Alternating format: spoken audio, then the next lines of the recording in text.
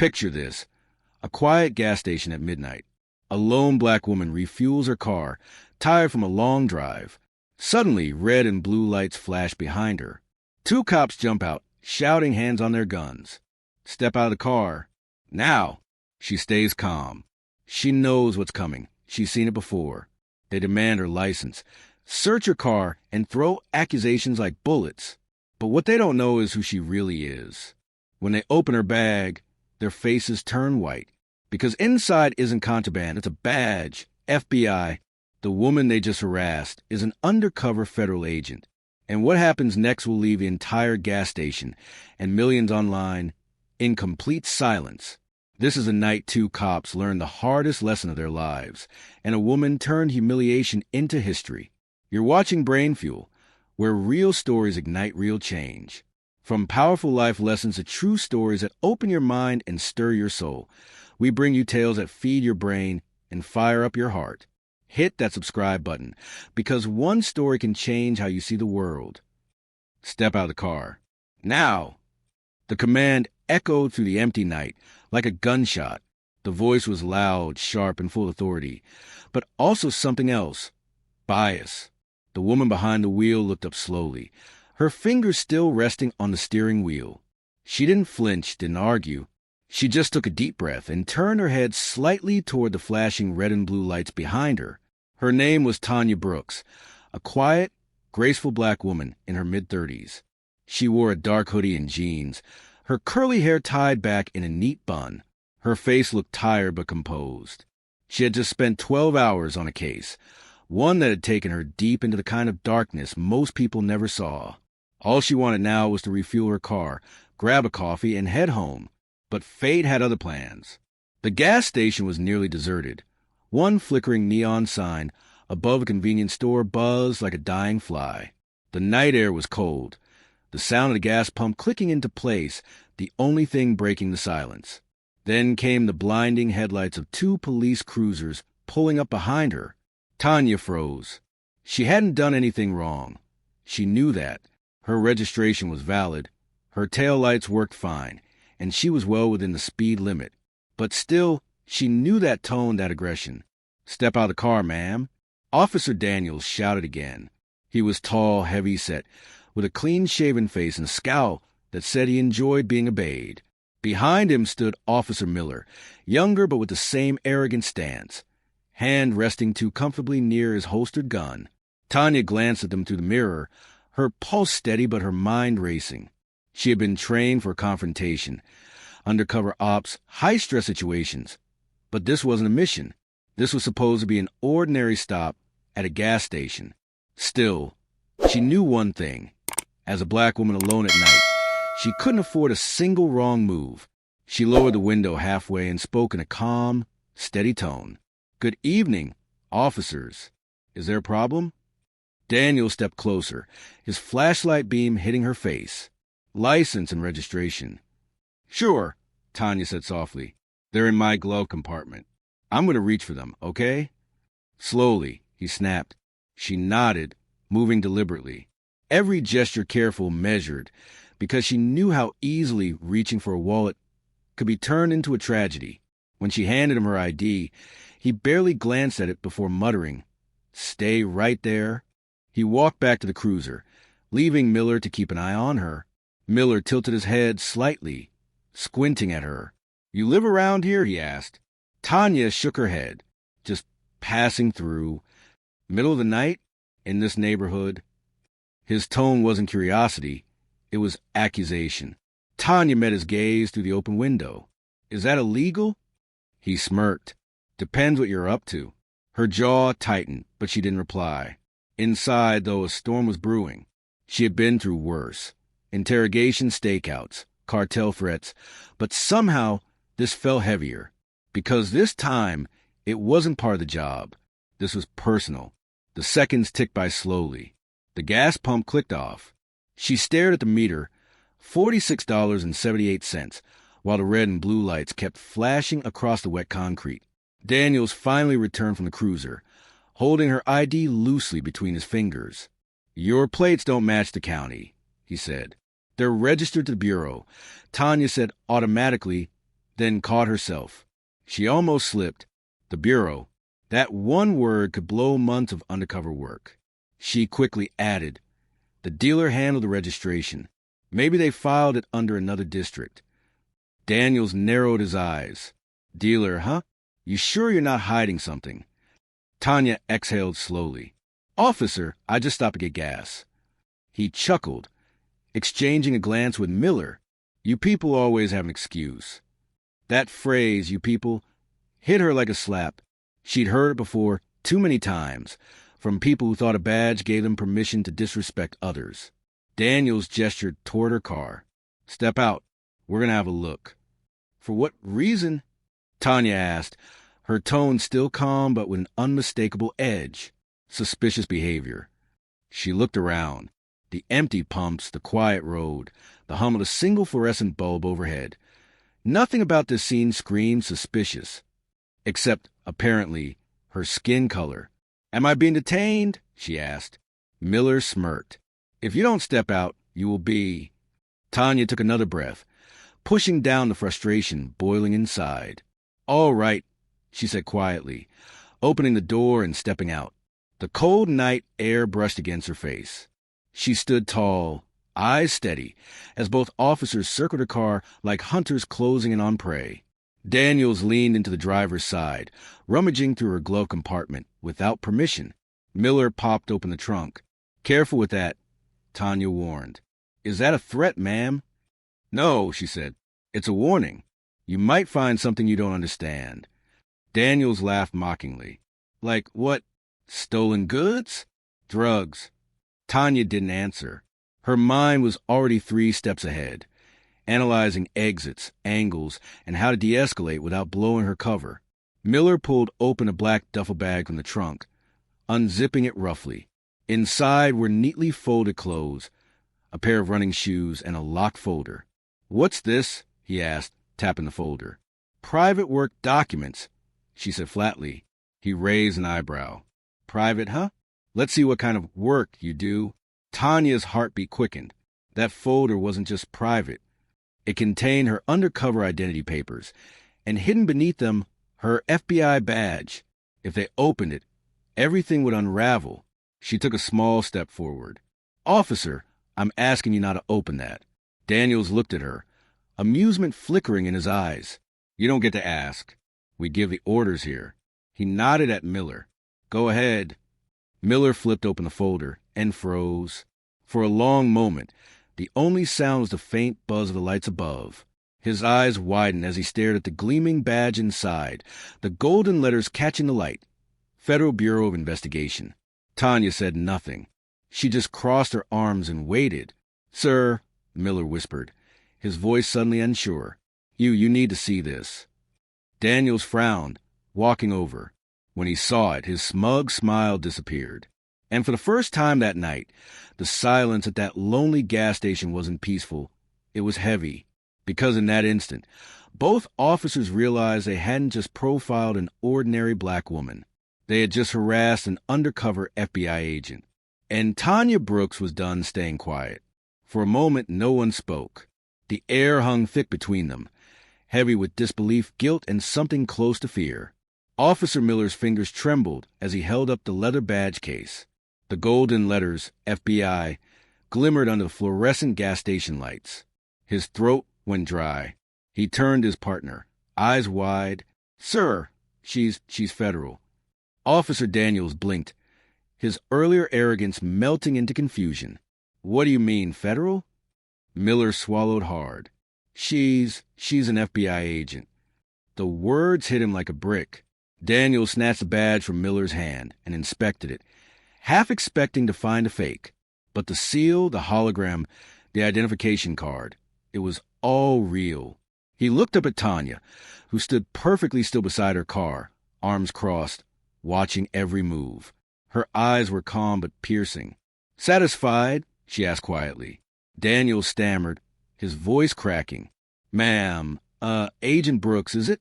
Look, this must be some kind of misunderstanding. Tanya took a slow step forward. You're right, she said. It is a misunderstanding. You misunderstood your authority. You misunderstood the law. And you definitely misunderstood me." Miller took a step back, panic written all over his face. We didn't know, ma'am. We were just doing our job." Tanya's voice stayed cool, but every word hit like a hammer. "Doing your job? Tell me, officer, which part of your job allows you to search a vehicle without probable cause? Which part gives you the right to raise your voice, threaten, and intimidate someone who is just getting gas?" The younger officer dropped his gaze to ground. Daniels opened his mouth, but no words came out. Tanya moved closer, her presence commanding.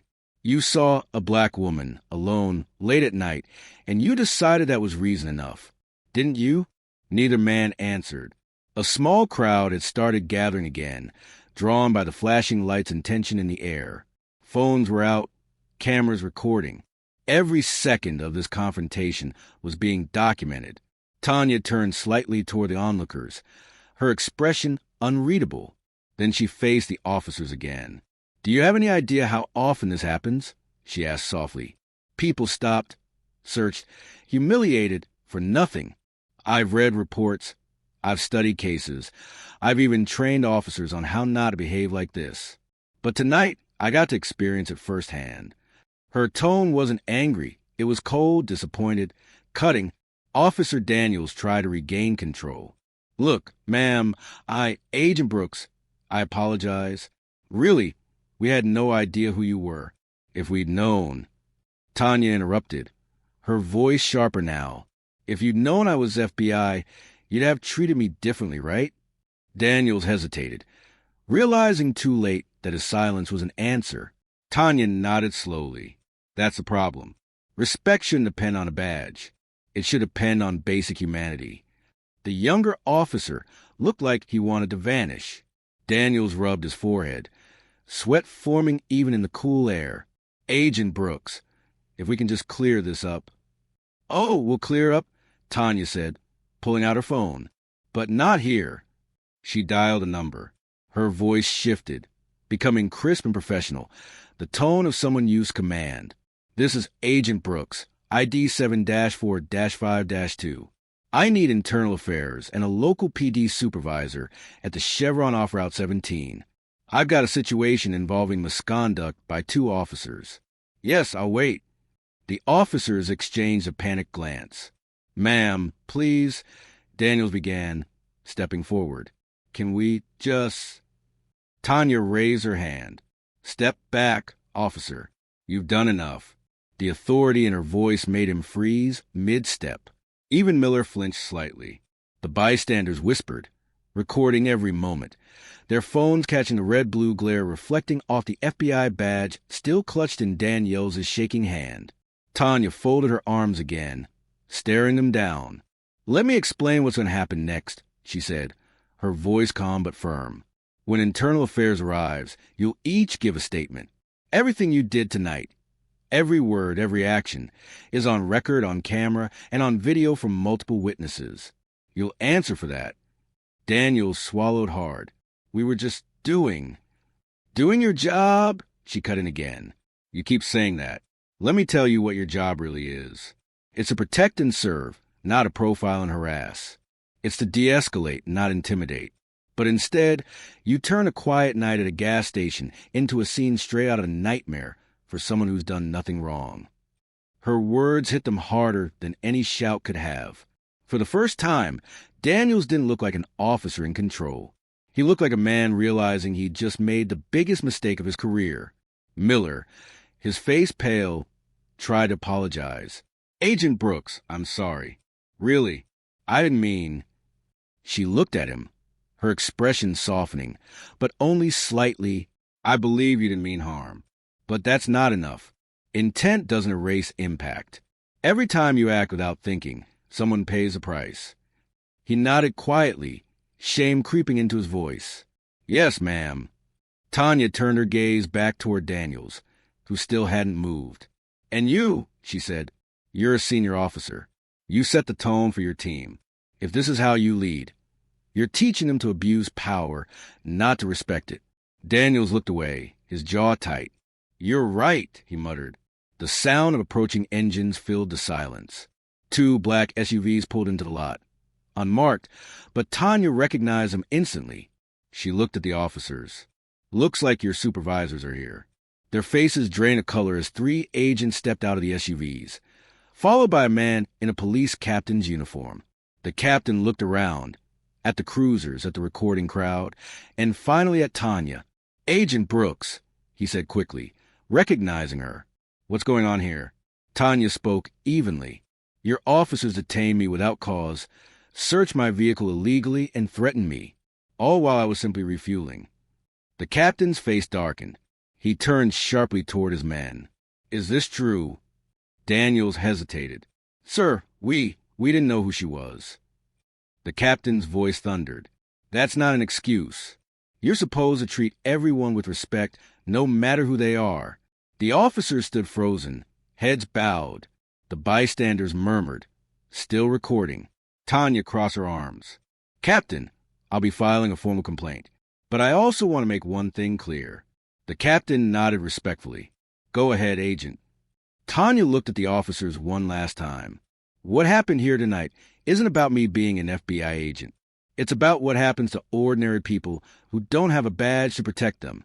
People who get scared, humiliated, or worse, simply because of what they look like."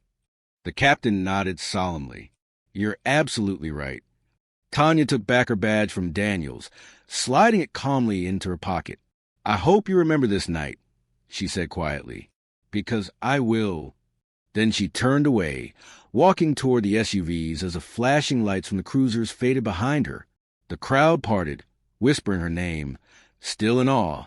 Inside her chest, Tanya felt a mix of exhaustion and quiet victory, not because she'd exposed them, but because she had reminded everyone watching what accountability really looked like. And for those 2 officers, that night at the gas station would forever be burned into memory, the night they learned the difference between authority and integrity. The gas station had fallen silent again. The flickering lights above cast long, trembling shadows across the wet concrete. Tanya stood near her car, her posture calm but commanding, as the FBI vehicles and police cruisers surrounded the area. The earlier tension had melted into something else now, fear and shame. The police captain, a tall man in his 50s with gray streaks in his hair, walked up to Tanya. His eyes showed immediate recognition and regret. "Agent Brooks," he said respectfully, "I got the call. I can't even begin to tell you how sorry I am for this mess." Tanya's tone stayed professional. "Captain Reynolds, I appreciate you coming quickly. Your men here," she gestured toward Officers Daniels and Miller, "decided to pull me over, threaten me, and illegally search my vehicle, all while I was just getting gas." The captain turned sharply toward his officers. His voice thundered through the cold night. "Is that true?" Daniels looked down at his boots. "Sir, we thought she was suspicious." "Suspicious?" the captain barked. "You thought she was suspicious? Based on what? Her skin color? The time of night? Her car?" Miller spoke up hesitantly. "Sir, we were trying to make sure everything was okay." Reynolds glared at them. "By pulling guns on an innocent woman? By harassing a federal agent? You just embarrassed this department in front of the FBI and half the internet." He pointed toward the crowd.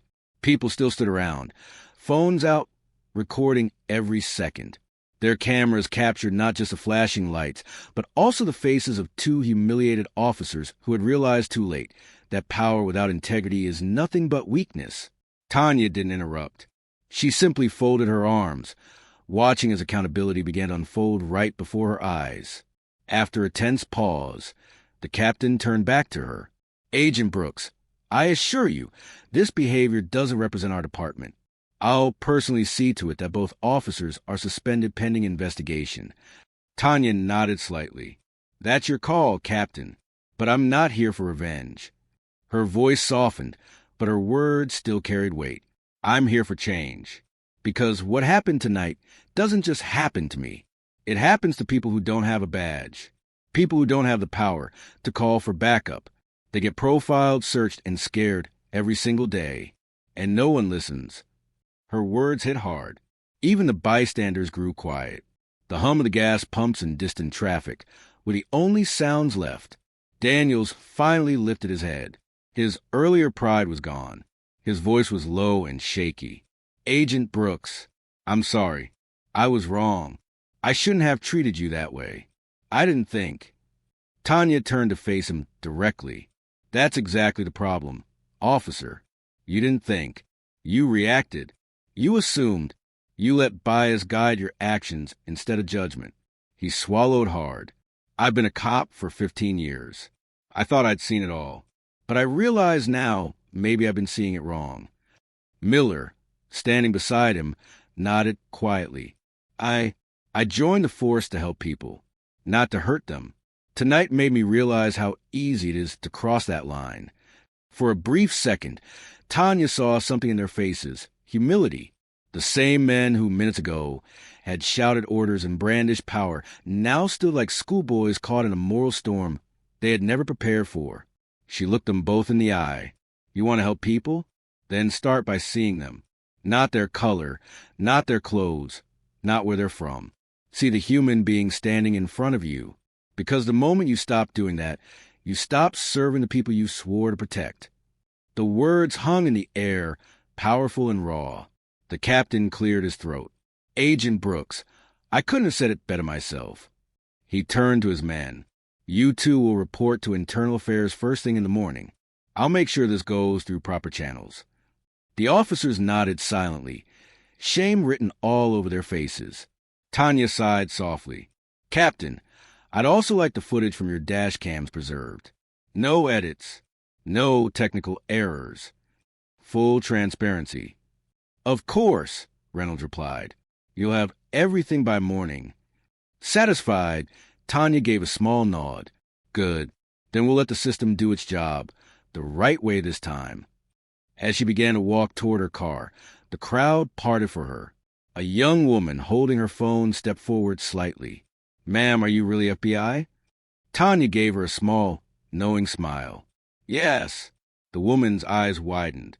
"Thank you for standing up to them. You don't know how many times we've seen this happen." Tanya smiled gently. "You're welcome. But remember, recording is powerful. Keep using your voice, your camera, your truth. That's how things change." The woman nodded, her eyes misty, as Tanya opened her car door. But before getting in, Tanya paused.